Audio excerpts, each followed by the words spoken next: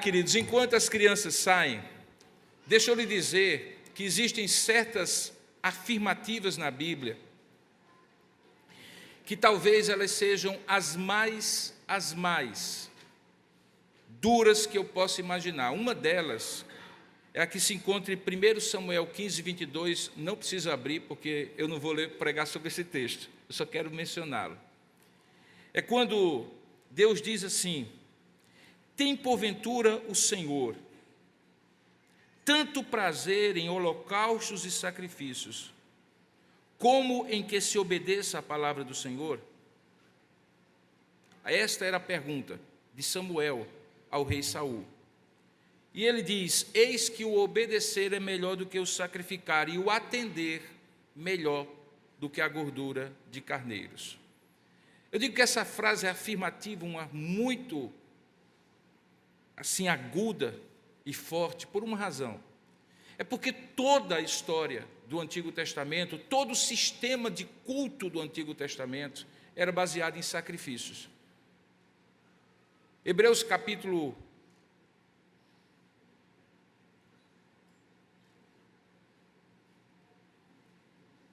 9:22, que sem derramamento, 9:22, sem derramamento não há remissão de pecados. Então você imagina que quando Deus diz aqui, olha, obedecer é mais importante do que sacrificar, e se você não obedece, pouco importa o sacrifício, porque eu não me empolgo com a gordura dos carneiros, nem com o sangue derramado. Deus está dizendo assim, que sem obediência não há, da parte de Deus, nenhuma disposição de aceitar o sacrifício, e sem aceitação do sacrifício não há perdão, portanto o homem continuará distante de Deus. Perceba então o desdobramento da falta de obediência. Nós sabemos disso como pais e mães, quanto somos afrontados pessoalmente, quando pequenininhos ou grandes, os nossos filhos resolvem deliberadamente nos desobedecer. Isso, se afronta o nosso coração, afronta muito mais o coração de Deus. Nós vamos encontrar, no entanto, alguns exemplos maravilhosos na Escritura Sagrada de pessoas que obedeceram e foram abençoados pela obediência que fizeram diante de Deus. Um deles era um servo de Abraão chamado Eliezer. Aquele homem recebeu da parte do patriarca instruções claras para que encontrasse para seu filho Isaque, o herdeiro da promessa, uma mulher, para que ele pudesse tomá-la como esposa e a promessa de Deus se desenrolar para a próxima geração. Nessa sequência de mensagens da série Pequenas Pessoas, Grandes Histórias, aquele servo de Abraão é um bom exemplo de como a obediência detalhista dele, nos mínimos detalhes, foi fundamental para Deus cumprir a sua promessa. Sim, porque Deus cumpre a sua promessa, não apenas quando nós cremos, mas quando a nossa fé se concretiza em obediência. Eu gostaria agora sim de convidar você a abrir a palavra de Deus no livro de Gênesis, para na sequência da série Pequenas Pessoas, Grandes Histórias, nós encontrarmos Eliezer ou Eliezer e vermos, como Deus usa aquele homem com obediência para que Deus cumpra a sua promessa. O meu desejo ao final é que você se sinta constrangido, abençoadamente, não constrangido por qualquer outro motivo, mas constrangido a ponto de dizer assim: Senhor, torna o meu coração um coração obediente, porque, sem dúvida nenhuma, obediência vai ser uma bênção na sua vida, e desobediência uma grande armadilha que pode lhe prejudicar muito. Diz assim a palavra de Deus em Gênesis capítulo 24, a partir do verso 1. Gênesis 24, a partir do verso 1. Era Abraão já idoso, bem avançados em anos, e o Senhor em tudo o havia abençoado. Disse Abraão ao seu mais antigo servo da casa, que governava tudo o que ele possuía: põe a mão por baixo agora da minha coxa, esse era o costume quando se fazia juramento naquela época, para que eu te faça jurar pelo Senhor, Deus do céu e da terra, que não tomarás esposa para meu filho, das filhas dos cananeus, entre os quais habito. Mas irás à minha parentela, e daí tomarás esposa para Isaque, o meu filho. Disse-lhe o servo: talvez não queira a mulher seguir-me para esta terra. Nesse caso, eu levarei o teu filho à terra de onde saíste. Abraão então respondeu: cautela, não faças voltar para lá o meu filho, pois o Senhor Deus dos céus, que me tirou da casa do meu pai e de minha terra natal, e que me falou e jurou, dizendo: à tua descendência darei esta terra, ele enviará o seu anjo adiante de ti, que te há de preceder, e tomarás de lá esposa para meu filho. Caso a mulher não queira seguir-te, ficarás desobrigado do teu juramento. Entretanto, não levarás para lá o meu filho.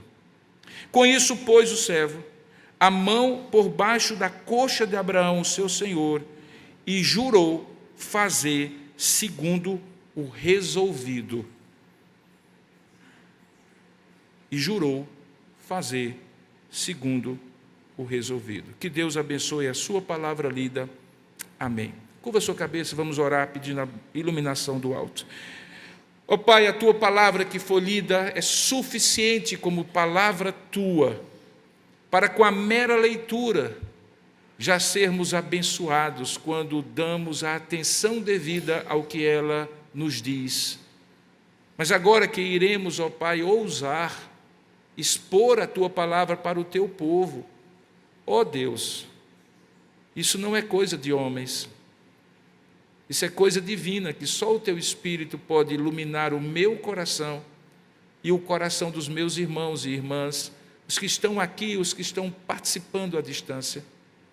Por isso eu te rogo, humildemente, que o Senhor tome a minha mente, os meus lábios, e aquela palavra que tu já separaste, Senhor, a partir desta palavra lida, para abençoar as vidas que estão aqui, esta palavra cumpra o propósito para o qual o Senhor já a separou, Pai.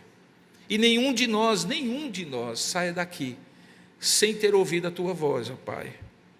E que este vídeo que está sendo gravado, até mesmo quando anos à frente for ouvido, visto, possa abençoar aqueles que nós nem sabemos quem serão.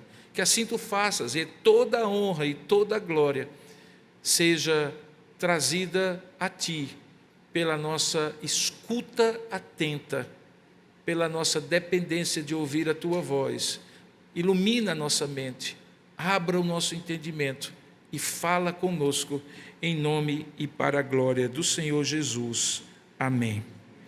Poderia parecer ao leitor distraído que Abraão estivesse apenas fazendo uma recomendação, que talvez exista no coração de qualquer pai quando um filho chega na idade de casar ou uma filha, de que ele faça boas escolhas.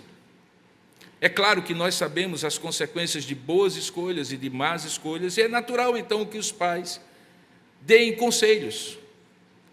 É natural, especialmente quando um filho é o único filho herdeiro de uma promessa que Deus deu, como era o caso de Isaque para Abraão. Era um tiro só, uma bala de prata. Tudo aquilo que Deus havia dito em Gênesis capítulo 12, em Ur dos Caldeus, quando disse para Abraão: sai da tua terra, da tua parentela, e vai para uma terra que eu te mostrarei, e tua descendência ali será imensa, de modo que se tu puderes contar os grãos de areia da praia, ou as estrelas dos céus, assim será a tua descendência. Poderia se perder por uma decisão errada que Isaque tomasse. Já não tinha sido fácil esperar por Isaque. Você conhece um pouco da história e sabe que em algum momento Sarai, esposa de Abraão, agoniada com o fato de que já era uma mulher estéril, de que ele já era um homem avançado em idades, isso é antes disso, imagina a idade que agora ele tinha, resolveu dar uma ajuda a Deus e colocar à disposição do patriarca Agar. de onde veio Ismael, o primeiro, do ponto de vista cronológico, mas não o herdeiro, porque a Bíblia diz claramente que o herdeiro de Deus haveria de ser do casamento, da união de Abraão e de Sara. Já havia sido difícil, portanto, que aquele menino nascesse, 12 anos depois que Ismael tinha vindo, quando já não havia esperança e agora havia se tornado um homem adulto. E como adulto, Abraão, já idoso, como diz o verso 1, bem avançado em anos, e essa é uma expressão bastante redundante, para que fique claro que ele estava no final da sua vida, tanto é que poucas páginas depois você encontra Abraão morrendo. Ele então chama o seu servo, aquele que, segundo o texto, no verso 2, era o seu mais antigo servo da casa e que governava tudo aquilo que possuía, portanto, tinha privilégios. E aqui talvez haja um primeiro ponto a colocar, é que a obediência é proporcional ao privilégio que você recebe. Muito privilégio, muita exigência para que você honre esse privilégio.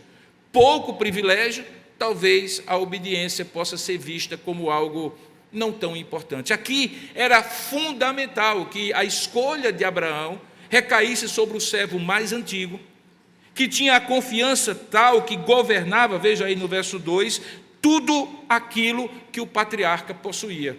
Ele era, na verdade, o homem forte, o braço direito de Abraão, o homem que ele confiava, e confiou a ele uma missão que para ele era uma missão importante, porque era uma missão transgeracional. Toda a promessa podia se perder se Abraão não tomasse essa providência, e pior, se ele tomasse a providência, mas aquele homem a quem ele confiava a missão não fosse obediente nos mínimos detalhes. Até porque quando a gente fala obediência nos mínimos detalhes, a gente na verdade está fazendo uma redundância. É mais ou menos como fidelidade, ou você é fiel ou não é.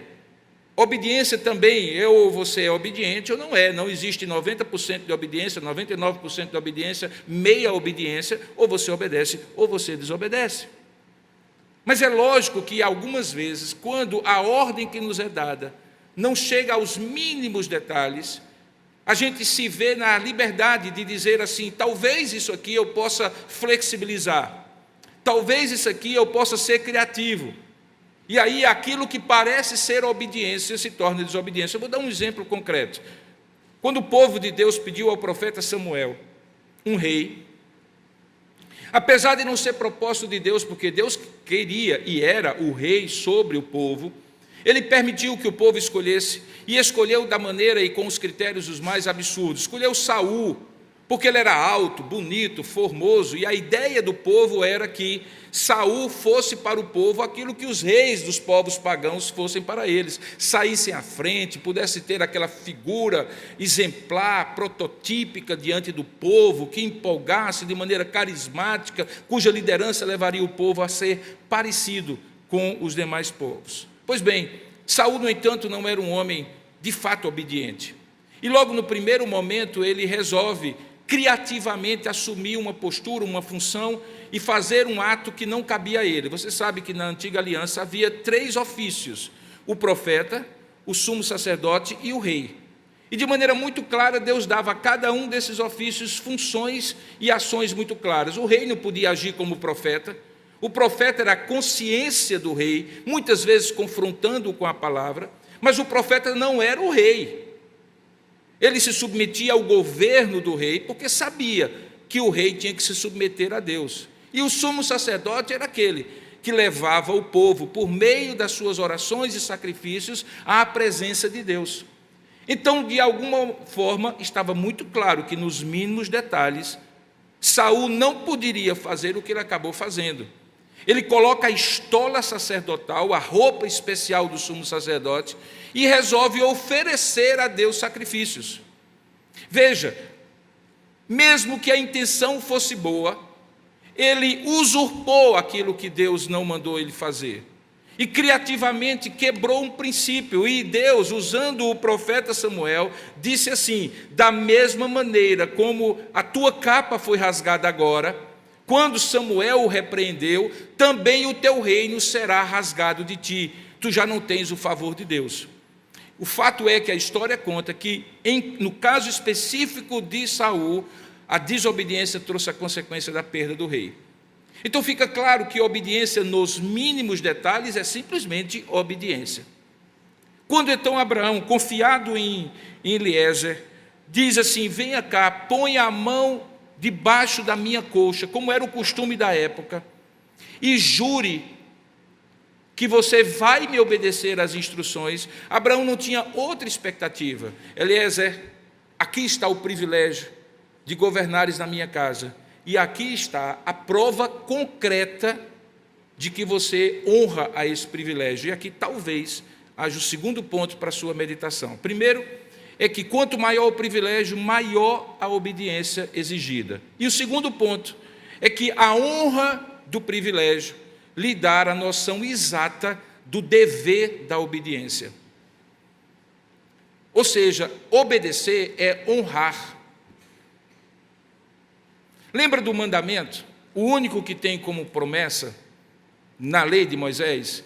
O que diz o mandamento que fala: honra a teu pai e a tua mãe, para que te vás bem sobre a terra e para que teus dias se prolonguem na terra. É o único mandamento com promessa. Eu pergunto a qualquer pai aqui: qual é a melhor forma de seu filho lhe honrar? Obedecendo.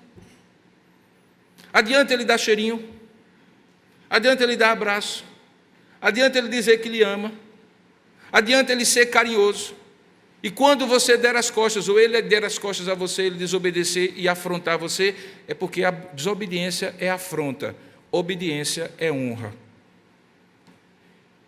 Eliezer entendeu isso. E então, quando Abraão pede para que ele jure, a ordem é: não tomarás esposa para meu filho das filhas dos povos cananeus entre os quais habito.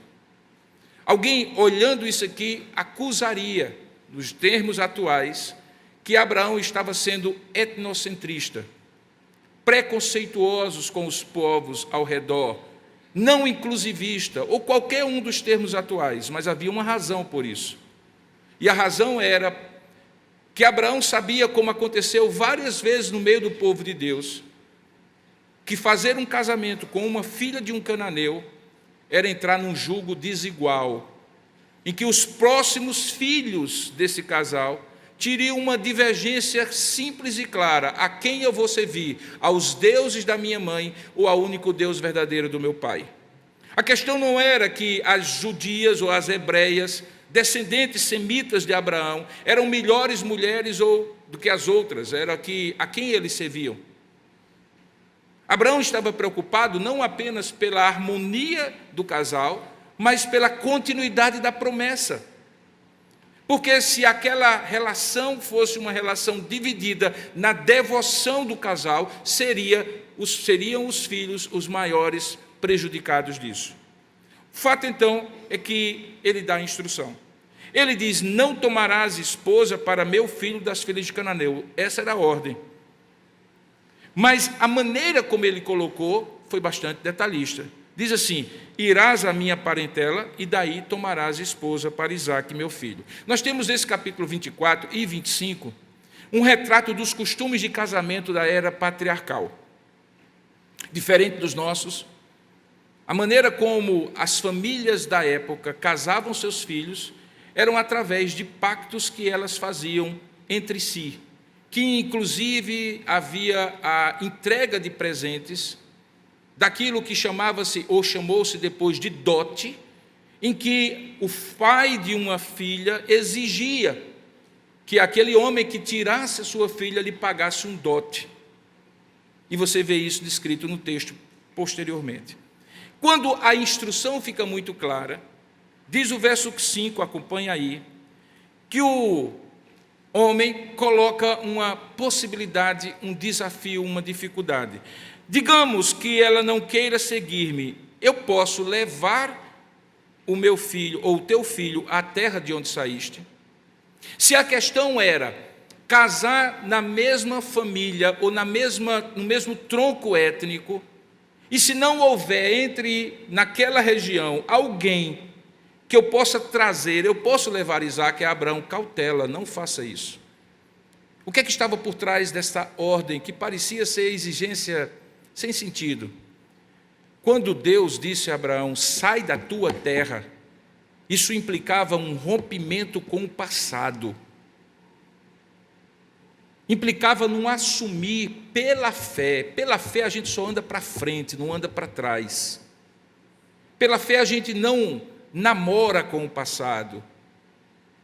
Pela fé a gente não está disposto a relativizar o que Deus diz quando fala sai.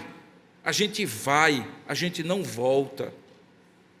Quando o servo pede para um esclarecimento de um detalhe em particular, nós entendemos um terceiro ponto, é que a obediência ela nunca é cega, ela é consciente. A verdadeira obediência é consciente, porque o combinado não fica caro.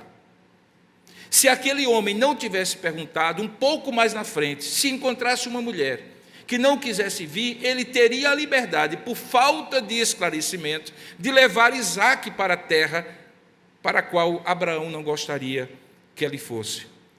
O que é que isso implicaria? Uma quebra, uma desobediência por ignorância, mas continuaria sendo desobediência.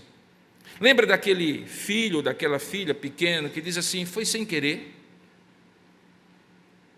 O sem querer pode até ter sido, mas depende de você detalhar e conscientizar o sentido da obediência, porque o combinado não fica caro.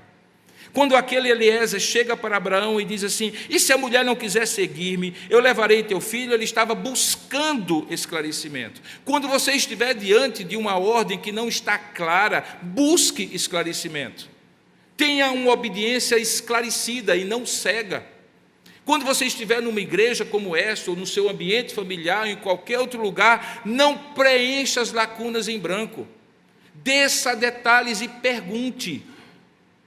Porque a pior pergunta é aquela que não é feita e deixa você à vontade para eventualmente completar segundo a sua imaginação.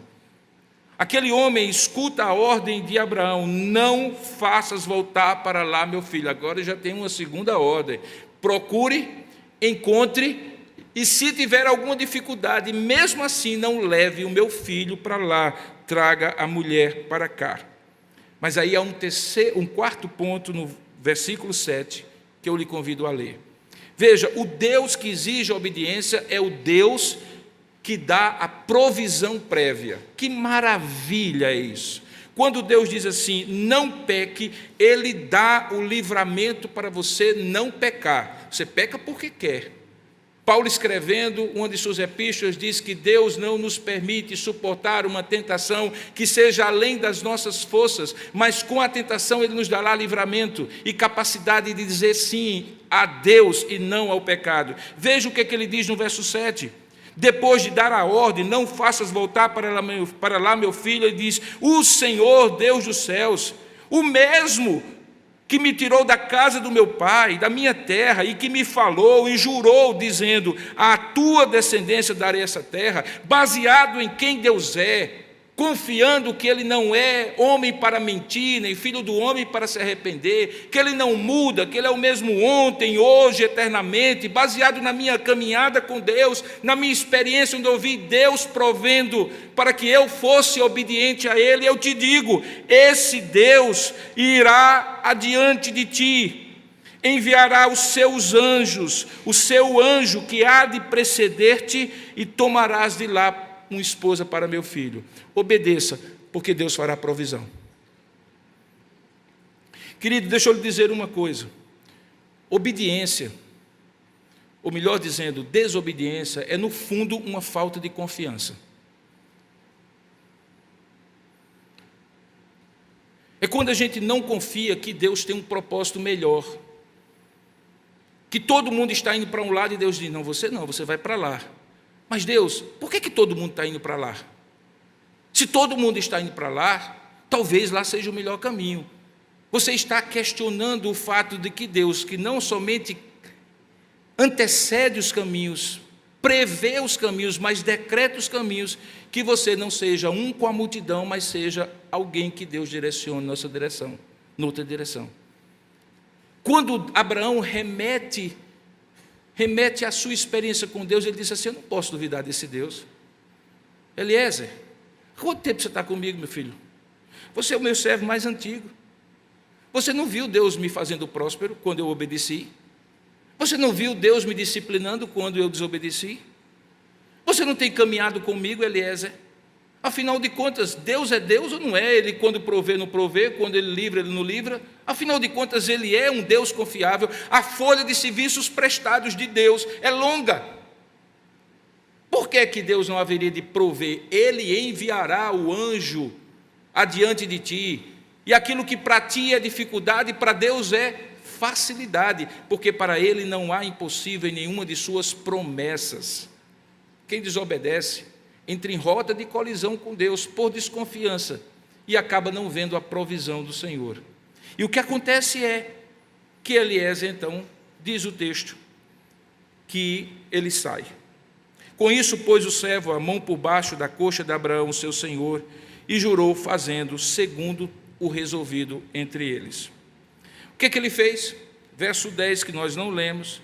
Ele tomou, como era costume daquela época, o dote que ele possivelmente haveria de ter que pagar para encontrar essa mulher. Ele tomou 10 camelos. Eu me lembro que quando eu fui para o Egito, eu estava com a minha esposa e teve um beduíno que ofereceu 25 camelos por Séfora. É costume, se um dia você for no Egito, entrar entre os beduínos, 25, eu disse, 25 eu não aceito. Mas também não disse se aceitaria mais, eu só disse que não aceitava. Ele levou então os 10 camelos do seu senhor, e levando consigo ele todos os seus bens, levantou-se e partiu rumo da Mesopotâmia para a terra de Naor. Olha o detalhe, quem é Naor?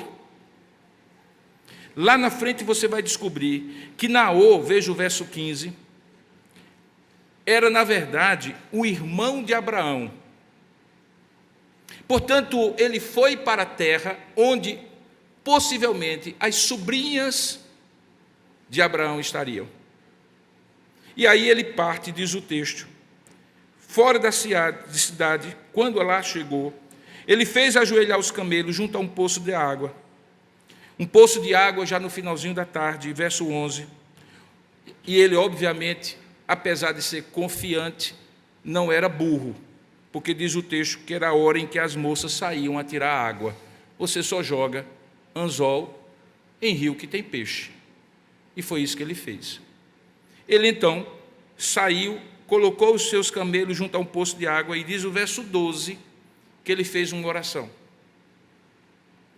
E a oração que ele fez é uma das mais interessantes que você pode encontrar na Antiga Aliança. Diz assim: ó Senhor, Deus de meu senhor Abraão. Preste atenção como é que ele se refere a Deus. Ele diz: Senhor, esse negócio é entre o Senhor e meu servo Abraão.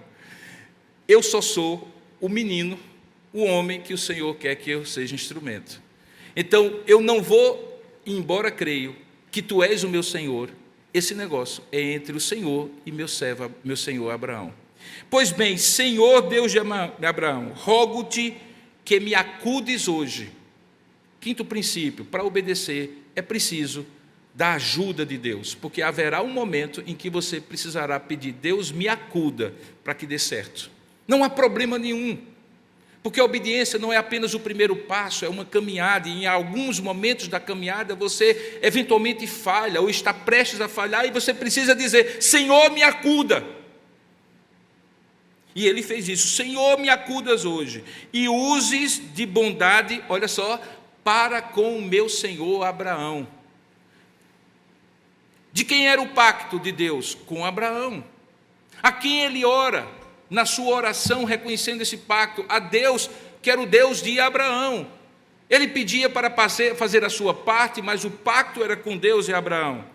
E aí ele coloca a situação, e é interessante, né? Porque ele coloca do mesmo jeito que nós colocamos nas nossas orações. Alguém já me disse assim: mas por que dar detalhes a Deus em oração, se Deus já sabe tudo? Eu disse: porque isso é exemplo bíblico, meu filho. Na Bíblia, as pessoas não tinham problema de dizer a Deus aquilo que ele já sabia. Sabe por quê? Porque quando eles diziam a Deus o que eles sabiam, quem estava ouvindo, além de Deus, eram eles mesmos. Isso fortalecia a fé. Então ele disse simplesmente ao Senhor, Senhor, eu estou aqui ao pé da fonte da água. Obviamente que eu estou caricaturizando, e Deus certamente disse, ok, eu já sei. As filhas dos homens dessa cidade saem para tirar água. Ok, eu já sei.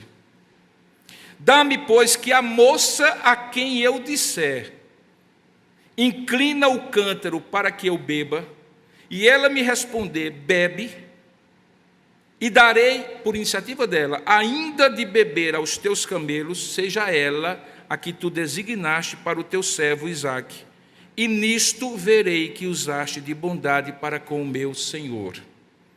O que é que aquele homem fez? Uma prova com Deus. Seria difícil quando juntasse aquele monte de moça pegando água no final da tarde, quando o sol está mais baixo, com seus cântaros, discernir de maneira clara quem era quem ali e qual seria a escolhida.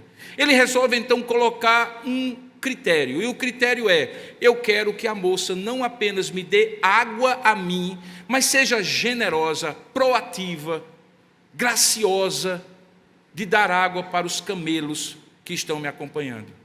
A questão não era que ele não podia ele mesmo dar água para os camelos, a questão é que ele queria entender que caráter tinha aquela moça, que jeito tinha aquela moça. Era aquela moça que ficava esperando para ser a esposa do filho do seu servo, que ficava de maneira acomodada, ou era aquela que tomava a iniciativa, que era generosa, que era hospitaleira, que era graciosa? Eu quero escolher a melhor, Senhor. Como é que eu sei? É aquela que seja para além das minhas expectativas. E ele coloca esse critério. Bom, diz o texto que considerava ele ainda, verso 15, quando saiu Rebeca. Rebeca era linda. Rebeca era linda. Diz o texto, verso 16, que ela era uma mulher muito formosa. Se você tem um filho solteiro, peça a Deus pela Rebeca do seu filho.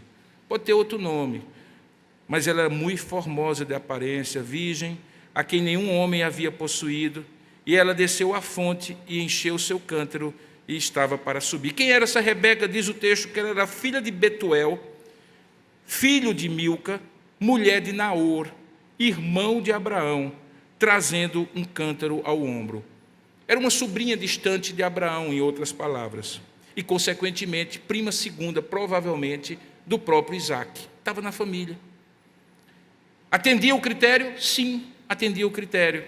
Mas vamos ver se, além bonita, formosa, uma mulher virgem que homem algum havia possuído, ela tinha uma disposição, um caráter que fosse distinto das demais. Então, diz o verso 17, o servo saiu-lhe ao encontro e disse do jeito que ele havia combinado com Deus, porque a obediência é aquilo que a gente faz diante dos outros depois de ter combinado com Deus. Preste atenção, obediência é aquilo que a gente faz diante dos outros depois de ter combinado com Deus. Se você não combina a obediência com Deus, você não vai ter força de obedecer diante dos outros.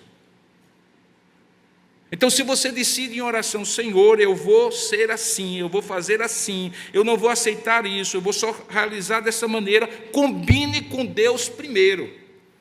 Porque quando chegar na hora da batalha, que você tiver que enfrentar sugestões de flexibilidade na sua obediência, você pode cair. Combine primeiro com Deus, e ele faz isso. Ele combinou com Deus, e na hora de fazer o que tinha que fazer diante daquela mulher, ele disse, dá-me de beber um pouco, verso 17, da água do teu cântaro.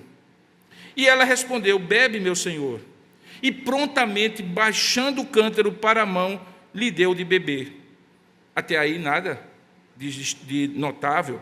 Mas acabando ela de dar a beber, ela toma a iniciativa, sem nenhuma sugestão. Aquele servo não ajudou, não deu uma dica para aquela mulher, ele simplesmente viu ela tomar a iniciativa no verso 19. Tirarei água também para os teus camelos, até que todos bebam. E apressando-se em despejar o cântaro no bebedouro, correu outra vez ao poço para tirar mais água. Você sabe quanto bebe um camelo de cada vez que ele vai beber? Hein? Não tem ideia. É no mínimo 30 litros. Sabe aquela corcova que ele tem? Aquilo é tudo água. Você tem ideia de quantas idas e vindas num cântaro normal que uma mulher carrega? Rebeca foi e voltou para dessedentar 10 camelos. Aquela mulher era trabalhadora. Aquela mulher não era preguiçosa. Era a melhor escolha. Ela foi e voltou, foi e voltou, foi e voltou, foi e voltou, foi e voltou, e o servo está lá só olhando e vendo a atitude dela. E diante daquilo, então diz o texto que, acabando tudo isso, o homem a observava, verso 21, em silêncio, para saber se teria o Senhor levado a bom termo a sua jornada ou não. E quando os camelos estavam dessedentados, verso 22, aí o homem, num gesto de gratidão, tomou um meio ciclo de peso de ouro e 2 pulseiras para as mãos dela, do peso de 10 ciclos de ouro, Vivara, Cartier da época, caro pra caramba, peso, ouro, prata, coloca naquela mulher e diz assim: de quem tu és filha? Rebeca, que não era tola, porque nenhuma Rebeca é tola, já entendeu qual era a história. E naquele momento diz assim, ele pergunta: de quem és filha? Peço que me diga, haverá em casa do teu pai lugar em que eu fique e a comitiva? Ela respondeu: eu sou filha de Betuel, filho de Milca, a qual deu à luz a Naor. E acrescentou: sim, temos palha e muito pasto, e lugar para passar a noite. Então o que acontece? Aquele homem se inclinou e adorou ao Senhor e disse assim: bendito, verso 27, bendito seja o Senhor, Deus de meu senhor Abraão, que não retirou a sua benignidade e a sua verdade de meu senhor. Quanto a mim, estando no Senhor, no caminho, o Senhor me guiou à casa dos parentes de meu senhor. E foi ali, na frente de Rebeca, que ele orou assim. O que acontece? Aquela moça correu, contou aos da sua casa e todas essas coisas. E ele tinha um irmão, ou ela tinha um irmão. O irmão dela era Labão. Labão vai aparecer numa outra mensagem lá na frente, porque ele é um personagem que eu não recomendaria que você seguisse. Labão era o irmão mais velho. O irmão mais velho, normalmente, quando o pai estava impedido por doença, por velhice, de assumir o patriarcado, era ele, e daí você entende, porque a partir daí é Labão que vai tratando com o servo de Abraão, porque ele havia assumido o patriarcado, o mais velho dos filhos assumiu o patriarcado.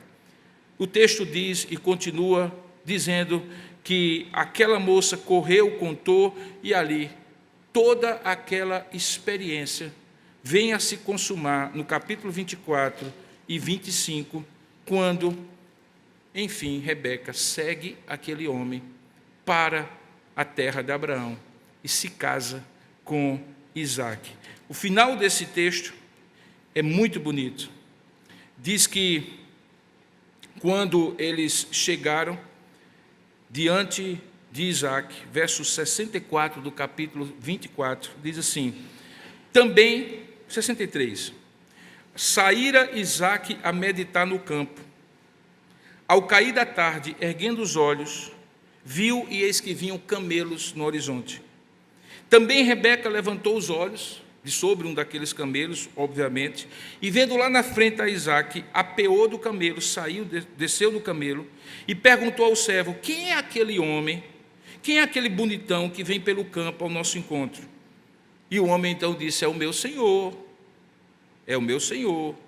Então ela tomou o véu e se cobriu, porque era assim que uma mulher de respeito e honra se apresentava pela primeira vez diante do homem que ela iria casar. O servo então contou a Isaque todas as coisas que havia feito, e porque o casamento já havia acontecido entre as famílias, com o pagamento do dote e a permissão de Lebuel e de Labão para ir, Isaque conduziu Rebeca até a tenda de Sara, mãe dele, e tomou a Rebeca, e essa lhe foi por mulher.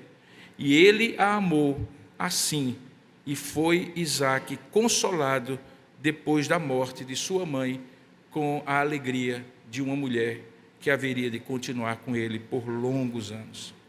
Queridos, essa história não é uma história de romance, é uma história de obediência. Não é uma história de um casal, que se encontra quando, supostamente, segundo a expressão muito comum, o universo conspira a favor deles. Não tem um universo conspirando a favor de ninguém. Tem obediência ou desobediência. E Deus honra os obedientes e Deus disciplina os desobedientes. O que Rebeca e Isaac usufruíram foi fruto da obediência de um servo, uma pequena pessoa. Uma pequena pessoa. Alguém a quem tem sido dado uma grande responsabilidade, porque pequenas pessoas que participam de grandes histórias recebem grandes privilégios, mas também têm grandes responsabilidades. E aquele homem cumpriu, obedecendo literalmente aquilo que lhe foi dado. Queridos, obediência dá frutos. Desobediência dá espinhos.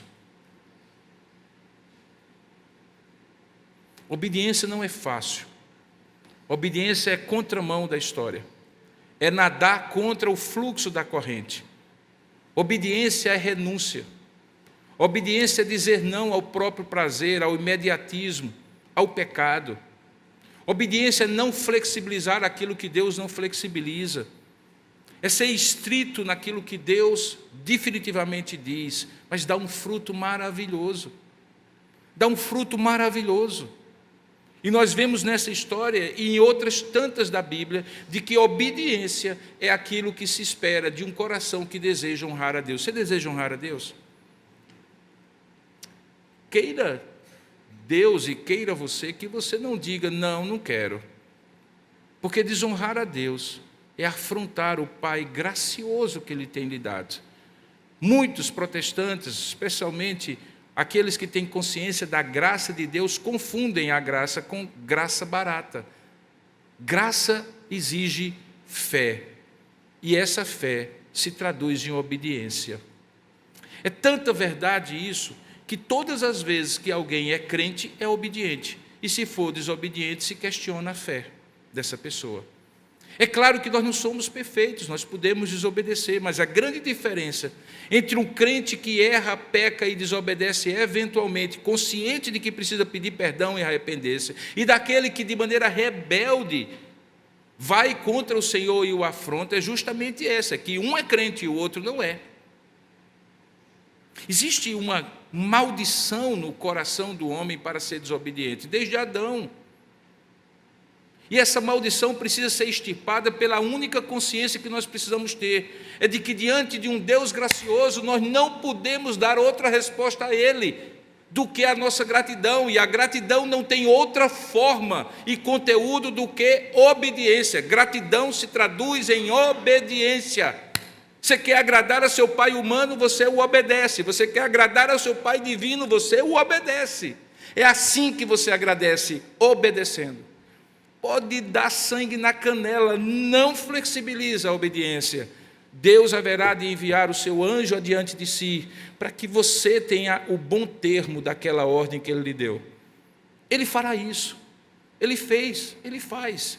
Confie no Senhor, a ponto de ser obediente a Ele. Se tem dúvidas, esclareça. Confie, mas esclareça, para que a sua obediência seja consciente. Há uma história que eu gosto muito e com a qual eu gostaria de encerrar a mensagem de hoje.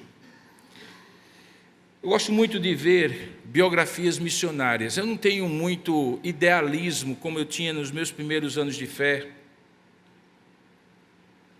Quando eu via missionários, ou histórias de missionários, e achava que aquilo era a coisa mais extraordinária do mundo, e de fato era, mas não no sentido de que muitos pensam, de que a vida do missionário é gloriosa, cheia de pompa e circunstância, Deus operando milagre no café da manhã, no almoço e no jantar, e tudo indo bem. Pelo contrário, muitas vezes a história é o contrário. E há uma história de dois missionários, um casal de missionários americanos, que depois de longos anos, num campo missionário externo, além mar, eles voltam para casa para os últimos anos da sua vida, já aposentados, cansados para permanecer no campo missionário, eles voltam para casa. E, coincidentemente, na ocasião em que o navio em que eles estão voltando à porta, um outro navio à porta, e é um navio de uma pessoa muito famosa, e essa fama daquela pessoa faz com que toda a multidão que está no cais se desloque para ver aquela pessoa famosa que está recebendo, e aqueles que estavam no navio, inclusive os missionários, descem anonimamente. E a coisa mais interessante é que em determinado momento, um deles, não sei se é mulher para o homem ou vice-versa, traz uma nota de tristeza dizendo assim: nós voltamos para casa e ninguém nos recebeu.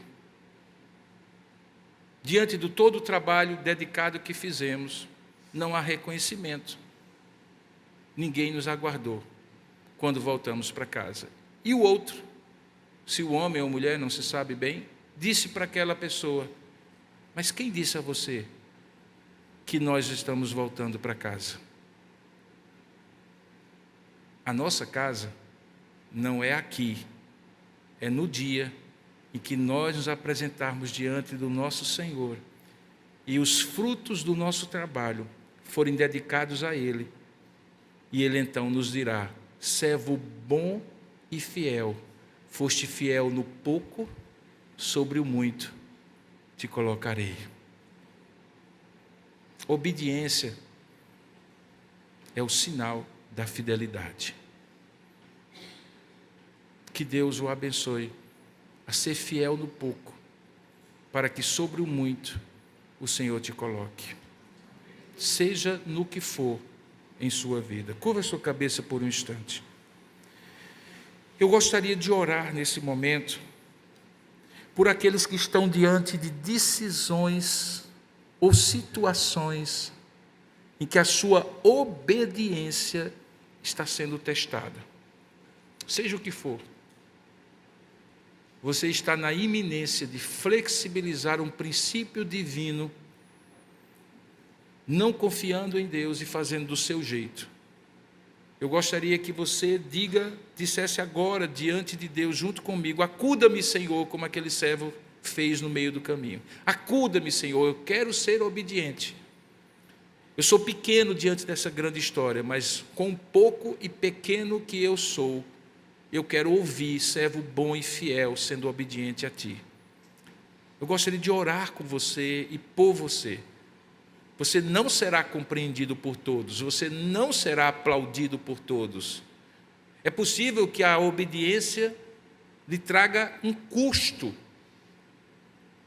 mas será muito melhor pagar esse custo do que o amargor de uma vida de desobediência e de consequências dessa desobediência, porque você relativizou o que Deus não relativiza. Ore comigo agora, peça: acuda-me, Senhor, eu quero ser obediente.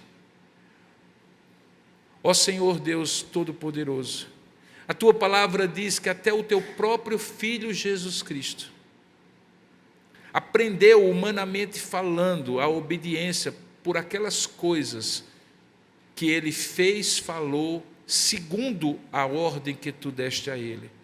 Ora, se o Teu Filho, Pai, aprendeu a obedecer, quanto mais nós temos uma longa jornada de aprendizado. Mas já há lições, Senhor, que nós já tiramos, de desobediências do passado, pelas quais nós não encontramos a conta certa, Senhor. Amargamos e talvez ainda amargamos hoje consequências disso. Não queremos, ó Pai, Te desagradar com desobediências, pequenas ou grandes, todas igualmente afrontas a Ti. Pedimos que o Senhor nos dê, ó Pai, um coração quebrantado e contrito, um coração obediente, um coração que discerne a Tua vontade, um coração que é sensível à Tua voz, um coração, ó Deus, que é manso diante de Ti, a ponto de não insurgir-se contra Ti, contra as Tuas ordens, contra a Tua palavra. Eu rogo agora por cada um de nós que agora, ou talvez nos próximos tempos, estarão diante de Ti, clamando: acuda-me, Senhor, acuda-me. Eu quero ser obediente. Ajuda-me com força, graça, sabedoria, constância a ser obediente a Ti. Acuda-me, Senhor.